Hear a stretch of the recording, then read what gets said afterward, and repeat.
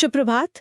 Europe और वैश्विक रणनीतिक घटनाक्रमों के इस निष्पक्ष और पेशेवर बुलेटिन में श्रोताओं का स्वागत है। आज 7 अप्रैल 2026 है। जी सुप्रभात। आज भी हमारा उद्देश्य बिना किसी सनसनी या भय के केवल तथ्यों और ठोस विश्लेषण के आधार पर हालिया घटनाक्रमों की रूपरेखा को स्पष्ट करना है। बिल्कुल। और ये विस्तृत विश्लेषण प्रोवेव एआई द्वारा प्रायोजित है और इसे स्टाइलो न्यूज द्वारा जनरेट किया गया है। जो कि एक एआई पावर्ड न्यूज एप्लीकेशन है। सही कहा। संक्षेप में बताऊं तो स्टाइलो न्यूज असल में स्टाइलो इंटेल ऑप्स सॉफ्टवेयर का कंज्यूमर वर्जन है। अब स्टाइलो इंटेल ऑप्स को विशेष रूप से सरकारी, सैन्य और व्यापारिक उद्यमों के ग्लोबल डिसीजन मेकर्स के लिए डिजाइन किया गया है। मतलब इस डीप डाइव के जरिए श्रोताओं को एक ऐसे टूल का एक्सेस मिल रहा है जो विश्व स्तर की खुफिया जानकारी को प्रोसेस करता है। ये कोई साधारण न्यूज फीड नहीं है। हाँ, एकदम सही। तो आज के इस विस्तृत विश्लेषण का विषय है यूरोप का रणनीतिक दृष्टिकोण, नाटो में टकराव, रूस का दबाव और ईरान संकट का प्रभाव। इस पूरे विश्लेषण में हम पिछले 2 हफ्तों के महत्वपूर्ण तथ्यों, अलग अलग कूटनीतिक दृष्टिकोणों और भविष्य की संभावित घटनाओं को निष्पक्ष रूप से सामने रखेंगे। तो चलिए इसे विस्तार से समझते हैं। जब हम यूरोप की सुरक्षा की बात करते हैं तो ध्यान सीधा रूस की तरफ जाता है, लेकिन अभी जो ताज़ा संकट है उसकी शुरुआत मध्य पूर्व से हुई है। बिल्कुल, और उसका प्रभाव यूरोप तक बहुत तेजी से पहुंच रहा है। हाँ, ईरान ने जो 4000 किलोमीटर रेंज वाली बैलिस्टिक मिसाइलों का प्रदर्शन किया है, उसने तो सारा गणित ही बदल दिया है। देखिए, उन्होंने डिएगो गार्सिया में अमेरिका और यूके के सैन्य अड्डे को निशाना बनाया। लेकिन यहाँ सबसे दिलचस्प बात यह है कि इस 4000 किलोमीटर की रेंज में यूरोप के कई बड़े शहर सीधे सीधे आ जाते हैं। मतलब पेरिस या बर्लिन जैसे शहर। लेकिन अगर खतरा इतना सीधा है तो यूरोप के देश जैसे फ्रांस, जर्मनी या स्पेन, ये अमेरिका और इजराइल के साथ मिलकर सैन्य कार्रवाई क्यों नहीं कर रहे हैं? मतलब अमेरिका और इजराइल तो ईरान पर सैन्य हमले कर रहे हैं ना? कर रहे हैं, हाँ। लेकिन यूरोपीय देश इस संघर्ष में सीधे तौर पर शामिल होने से कतरा रहे हैं। वे कूटनीति और अपनी संप्रभुता को प्राथमिकता दे रहे हैं। पर क्यों?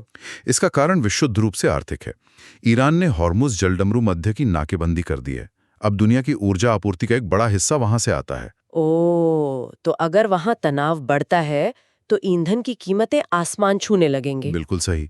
आपूर्ति बाधित होगी, तेल और गैस महंगा होगा, और यूरोप की अर्थव्यवस्था जो पहले से ही दबाव में है, एक और महंगाई का झटका बर्दाश्त नहीं कर सकती।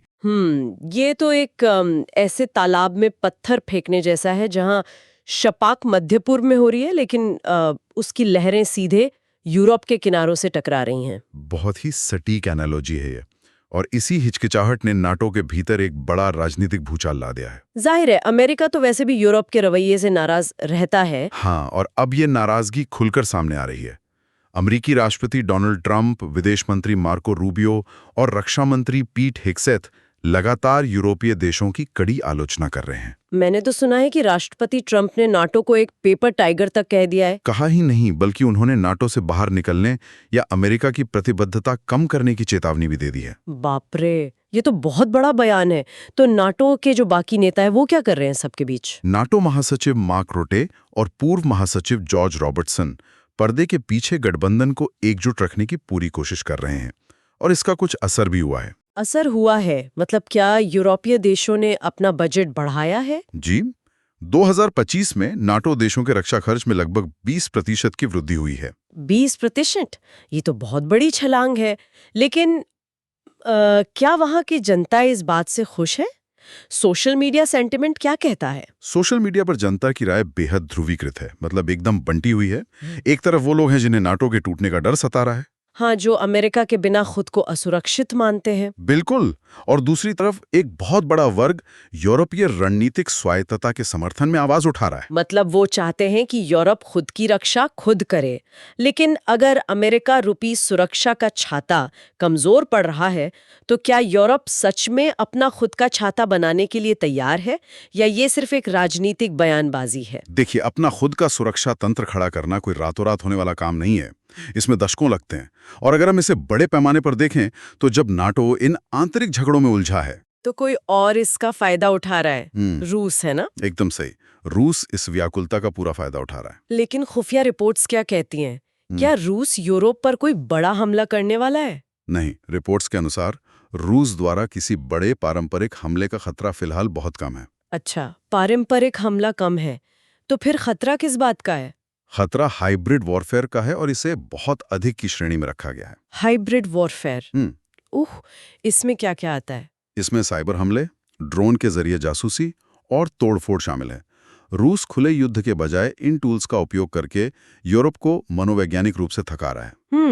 मैंने पढ़ा था कि फिनलैंड में पारिक-कला के पास एक संदिग्ध ड्रोन मिला है। हाँ, और इसी वजह से फिनलैंड में एयर रेड अलर्ट बढ़ा दिए गए हैं। बाल्टिक देश और पोलैंड भी अपनी सीमा सुरक्षा कड़ी कर रहे हैं। और सबसे बड़ी बात, रूस के पास ये सब करने के लिए पैसा कहाँ से आ रहा है? ईरान ने जो होर्मुज जल डमरू मध्य की नाकेबंदी की है ना, और जिससे तेल की कीमतें बढ़ी हैं। बिल्कुल। और रूस तेल बेचकर उसी बढ़े हुए राजस्व का फायदा उठा रहा है और अपनी सैन्य स्थिति मजबूत कर रहा है। मतलब एक तरफ से ईरान तेल का रास्ता रोक रहा है और दूसरी तरफ रूस उसका फायदा उठा रहा है। और इन सब के बीच यूक्रेन का क्या हाल है? हालात बहुत खराब हैं। एक फिनिश शोधकर्ता की ताज़ा रिपोर्ट में चेतावनी दी गई है कि यूक्रेन ये युद्ध हार सकता है। सच में? हाँ, राष्ट्रपति ज़ेलेंस्की लगातार हथियारों और समर्थन के लिए दबाव डाल रहे हैं, लेकिन पश्चिमी देशों का ध्यान अब बढ़ चुका है। तो इस सब का आखिर क्या मतलब है? एक तरफ अमेरिका की धमकियां, दूसरी तरफ रूस का हाइब्रिड दबाव, यूरोप की प्रतिक्रिया क्या है? यूरोप इस वक्त दो अलग-अलग दिशाओं में जा रहा है। सैन्य रूप से वे बहुत मजबूत हो रहे हैं, लेकिन राजनीतिक रूप से वे बट रहे हैं। सैन्य रूप से मजबूत, क्या डिफेंस सेक्टर में कोई बूम आया है? बहुत बड़ा बूम आया है। उदाहरण के लिए रोमानिया की कंपनी रोमायरो ऐसे और एक स्टार्टअप है और बॉटिक्स इंडस्ट्रीज, उनके बीच हर महीने 1500 ड्रोन बनाने का समझौता हुआ है। 1500 ड्रोन हर महीने, ये तो बहुत बड़ा नंबर है। हाँ, इसके अलावा चेक गणराज्य के चेकोस्लोवाक ग्रुप के रक्षा उत्पादन में भारी उछाल आया है। यूरोपीय संघ अपने सेफ प्रोग्राम के जरिए डिफेंस सप्लाई चेन पर चर्चा कर रहा है। मैंने ये भी सुना है कि फिनलैंड अपनी जमीन पर परमाणु हथियारों को अनुमति देने के लिए कानून में बदलाव की तैयारी कर रहा है। जी हाँ, जो कि एक बहुत बड़ा रणनीतिक बदलाव है। लेकिन आपने कहा कि वे राजनीतिक रूप से बंट रहे हैं, तो एक तरफ हथियारों के कारखाने दिन रात चल रहे हैं और दूसरी तरफ संसद में नेता एक दूसरे के खिलाफ वीटो का इस्तेमाल कर रहे हैं। क्या ये विरोधाभास यूरोप की सबसे बड़ी कमजोरी नहीं है? यही उनकी सबसे बड़ी कमजोरी है। हंगरी को ही देख लीजिए। प्रधानमंत्री विक्टर ऑर्बन लगातार रूस पर यूरोपीय संघ के प्रतिबंधों को रोक रहे हैं। हाँ, और शायद उन्होंने यूक्रेन की आर्थिक मदद पर भी वीटो लगा दिया है। बिल्कुल। और ये राजनीतिक विखंडन सिर्फ हंगरी तक सीमित नहीं है। जर्मनी में धुर दक्षिणपंथी पार्टी एएफडी के नेता टीनो क्रुपाला ने मांग की है कि जर्मनी से सभी अमेरिकी सैनिकों को वापस भेज दिया जाए। ओह, मतलब एक तरफ यूरोप अमेरिका से सुरक्षा मांग रहा है और दूसरी तरफ जर्मनी के ही कुछ नेता अमेरिकी सैनिकों को बाहर निकालना चाहते हैं। बिल्कुल, यही विरोधाभास स्थिति को इतना जटिल बना रहा है। तो श्रोताओं को आने वाले समय में किन घटनाओं पर नजर रखनी चाहिए? मुख्य रूप से 3 चीजें हैं। पहली, 2026 के मध्य और अंत में अंकारा और ब्रसल्स में होने वाले नाटो शिखर सम्मेलन, जहां शायद ये तय होगा कि अमेरिका नाटो में रहता है या नहीं। बिल्कुल। दूसरा, 12 अप्रैल 2026 को हंगरी के संसदीय चुनाव ये तय करेंगे कि हंगरी प्रतिबंधों को रोकना जारी रखेगा या नहीं। ये चुनाव तो बहुत अहम होने वाला है। हाँ, और तीसरा, अमेरिकी कांग्रेस द्वारा नाटो फंडिंग की समीक्षा। इन 3 चीजों से ही भविष्य की दिशा तय होगी। तो चर्चा को समेटते हुए मैं बस एक सवाल छोड़ना चाहूंगा। अगर यूरोप पूरी तरह से सैन्य रूप से आत्मनिर्भर हो भी जाता है, तो क्या वो अपनी आंतरिक राजनीतिक दरारों को भरे बिना एक वैश्विक महाशक्ति के रूप में खड़ा हो पाएगा? ये वास्तव में एक गहरा सवाल है।